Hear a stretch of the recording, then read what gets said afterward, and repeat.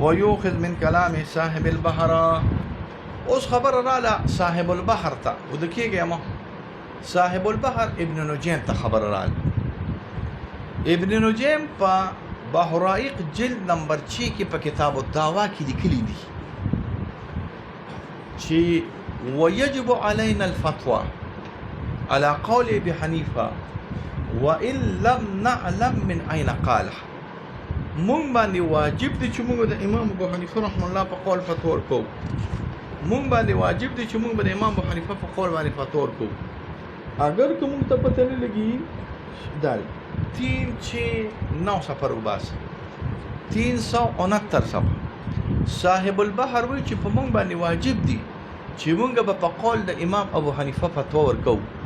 اگر که چرته مونږ ته پته 200 نو مونږ باندې واجب دي چې مونږ په قول د امام ابو حنیفه فتوا ورکو. فيحل الافتاء به فيحل الافتاء بقول الامام بل يجب وان لم نعلم من اين قال. نو ابن الحما نو ابن نجيم راو لګیدو خپل ځان په مقلدینو کې واچو. ولی واچو په مقلدینو کې؟ ځکه وای په مونږ باندې فتوا واجب ده. کومه د امام ابو حنیفه په دلیل پیګو کو نه پیګو چې په دلیل پیګو کو نه پیګو فتوا بیا مرکینو خو مقلدی ما حسو کنه. نو ابن نجيم را لګیدلی په بحر رائق کې خپل ځان په مقلدینو ما حس کې چولې. خو ما په لاس کې دا کتاب دی همداستاسو اشباح والنظائر. دی اشباح والنظائر کې چې دی عبارت راو لګینو باچا سے کتاب تاسو روانه مشته هغه د بیریزاده جلد یک پروت دی جلد خراب شوی ګډوډ شوی. کله چې دی زه تر ورسیده په بیریزاده په شرح کې د اشباح والنظائر دی زه تر ورسیده دی ته وي څنګه وي وبها يرتقي الفقيه الى درجه الاجتهاد ولو في الفتوى واكثر فروعها ظفرت به في كتب غريبه. نو دا واكثر فروع ظفرت به في كتب الغريبه چې بیریزاده تر ورسینو لاندې لیکلي دي. دا کتاب د چاله دا اشباح والنظائر د چاله دا بر کتاب د ابن نجيم دی. د چې دا بر کتاب د ابن نجيم راغلی د لاندې چې په سر راغلی د حموي ده کنه بیا په سی بعد زاده را کنه بیا په سی بیریزاده ده. نو چې کله ابن نجيم دې تر ورسې چې اکثر فروع کې راغلي دي زه په دې باندې کامیاب شوم.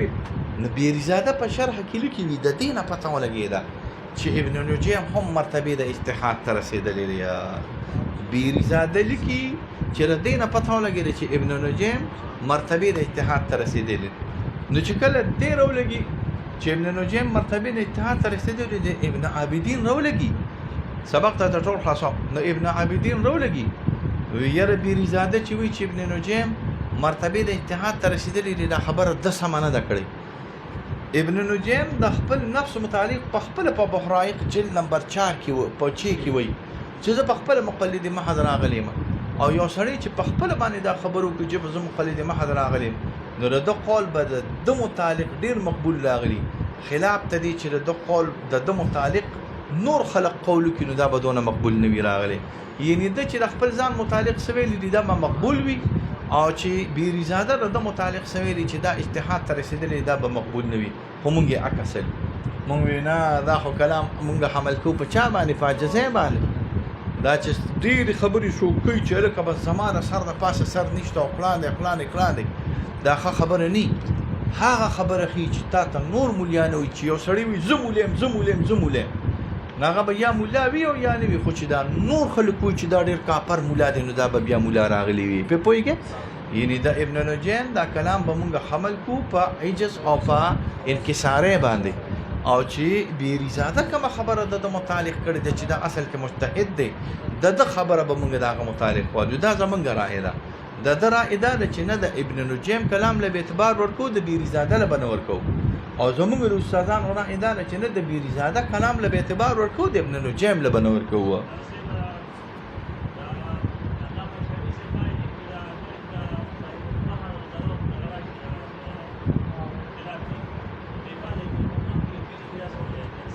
د اول خبره باندې دی پیښوم په دویم پینې شو.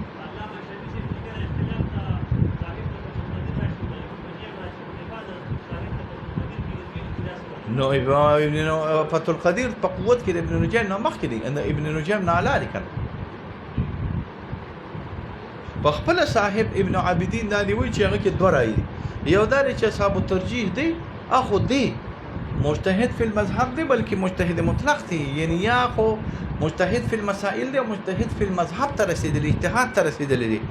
نو هغه هغه مجتهد تسلیمي او دا ابن نجيم مجتهد نه تسلیمي. د ابن عابدین رائے دا چې ابن نجيم دا مقلد دی، نو چې د مقلد او د مجتهد خبر راشي نو اعتبار به همیشه قول د مجتهد لري، ابن الحمام لربي او ابن نجيم لربي. خدا د ابن عابدین په نسبت باندې زمون په نسبت باندې ابن الحمام هم د مجتهدین او راغلي دي، ابن عابدین ابن نجيم هم د اصحاب الترجیح نه کم از کم راغلي دي، د ترجیحات په اعتبار راغلي وي. په پېښه تا دا خبره کوله چې صاحب دا ول اعتبار ور کوي. ابن حمام په قوت کې د ابن نجيم نه اعلی دي کنه، ابن الحمام په قوت کې د ابن نجيم نه اعلی دي. بسم الله الرحمن الرحيم. ويوهل من قول صاحب البحر او اخذ بكي قول صاحب البحر يجب علينا الافتاء بقول الامام جلد نمبر 6 صفحه نمبر فلان الى اخره ان نفسه ليس من اهل النظر في الدليل جدي بخبل باندې اهل د دلیل نه دراغلي. فاذا صح قول المخالفا لتسيه غيره نو چې کله دی راولګي د تسيه او مخالف ته تسيه د غیره، نو چې دی راولګي د تسيه د غیر ګوره د اصحاب الترجیح مرتبه کم راغلي د اصحاب التخریج نه، او د اصحاب التخریج مرتبه اعلی راغلي د اصحاب الترجیح نه. نو چې کله ابن نجيم په ترجیحاتو کې اعتبار راغلی نو په تخریجاتو کې بوله سي اعتبار راشي. یا ما په کلام پېږ د ترجیح مرتبه کم ده د تخریج نه، او د تخریج مرتبه اعلی ده د ترجیح نه. نو چې کله د ترجیحاتو لمونږ اعتبار نه ورکو نو د تخریجاتو لمونږ سي اعتبار ورکو. دا رائے د دغه رائے غلطه ده. نو فاذا صح قول المخالف لتسيه غيره لا يعتبر فردا للاثبات والتخريج على القواعد خلاف ما ذكره البيري عند قول صاحب البحر، خلاف هغه چې ذکر کړ دی بیری.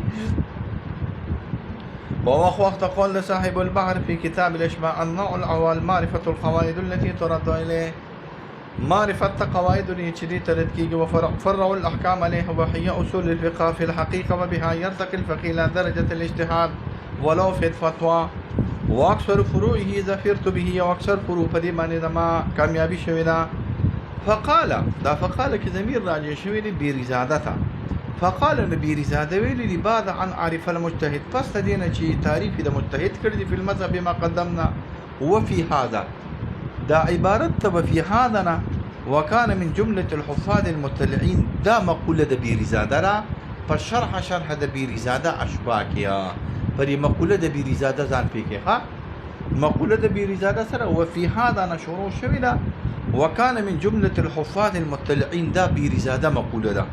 وفي هذا وپدې کې چې ما قبل متن کم کې ابن نجيم را لګید وی چې اکثر فروع باندې د ما کامیابی شوی ده. نو وفي هذا پدې عبارت کې اشاره ده الى ان المؤلف قد بلغ هذه المرتبه في الفتوى، چې مؤلف رسیدلی دی مرتبه ته په فتوا کې وزیادت بلکې د فتوی نه هم زیات. وهو في الحقيقه قد من الله تعالى عليه بالاطلاع، او اصل کې الله تعالی په حقیقت کې د باندې احسان کړی دی. من یمن احسان چې اطلاع کړی د علی خبایا زوایا په پټو خبرو د ګټونو باندې. څه ترجمه مې وکړه؟ په پټو خبرو د ګټونو. خبایا جمع د خبیتون د پمانه د پټي خبرې سره راځي، او چې خط مستقیمه په خط مستقیمه باندې ولګي داسې. نو دې ته موږ په خپل اصطلاح کې زاویه ویو. دا درې قسمه ښه چې مستقیم په مستقیم سره ولګي نو دې ته موږ مستقیمه ویو. زاویه قائمه چې کله دې کې داسې انفجار راشي نو دې ته موږ منفرجه وي، او چې کله داسې انداز کې ولګي نو دې ته موږ حاده وي. دا مستقیمه ده که چېرته سکول او جیومټري ویلي وي نو دا چې 90 درجې والی نو دې ته موږ په خپل اصطلاح کې نشي شي نو دې ته موږ قائمه وي. زاویه قائمه منفرجه حاده ډي پیژنې ډي چې دا څه پیژنې هغه ډي ته هغه ډي نه ښه دا بل ډي ده. دا چې د جیومټري والا کسان استعمالي په دې دغه باندې کېږي دا شی چاند غونته وي نو دا ډي چاند وي کنه. دا ډي چې لیکي A B C D نو ډي داسې کنه نو دې تم ډي وي.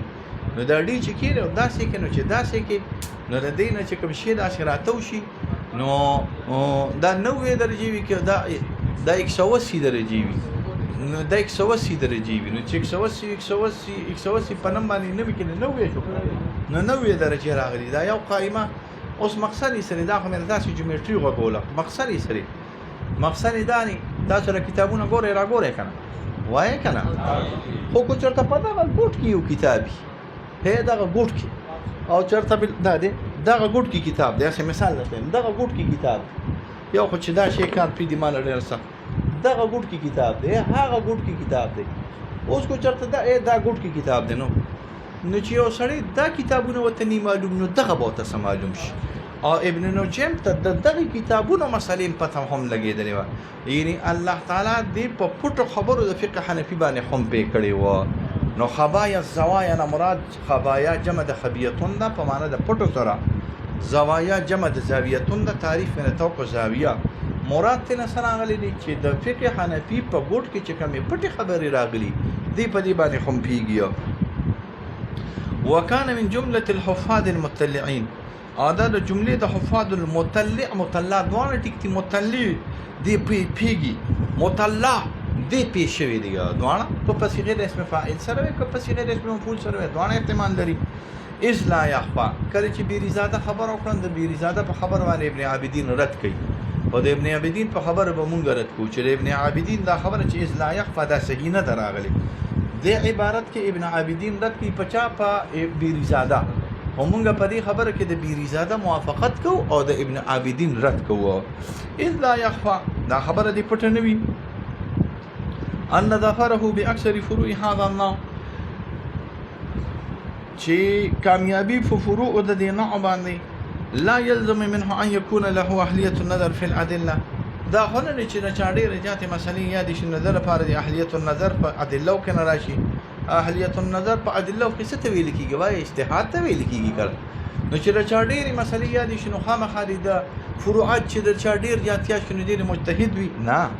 التي هغه دل کلامه فی البحر، چې د صاحب البحر په جلد نمبر 6 کې کلام دلالت پر ایمان کوي چې انها لم تحصل له، چې دا حاصل شوی دی، وعلى انها شرط للاتحاد، او د اهلیت النظر په ادلو کې شرط اتحاد د پاره راغلی، دا د ابن عابدین په نسبت باندې لا په ابن نجیم کې نشته. فتأمل، نو خبره مې وکړه خو ته په سوچ کوه، که چاته تاسو مسلم الثبوت ویلی وي نو فتأمل فتدبر دا اشاره سره لپاره استعمالېږي، د دې لپاره چې خبره مې کړې ده او زما په دې خبره باندې ردم شته او زما په دې خبره کې قول الثاني هم شته، نو ما خبره وکړه خو ته په لږ تأمل کوه چې زما دا خبره الې نو زما دا واله، او که زما دا خبره نه الې او د بیریزاده خبره الې نو د بیریزاده واله، نو موږ به په صراحت سره ویو چې ستا خبره نه الو او د بیریزاده خبره الو. وصلی الله علی خیر خلقه.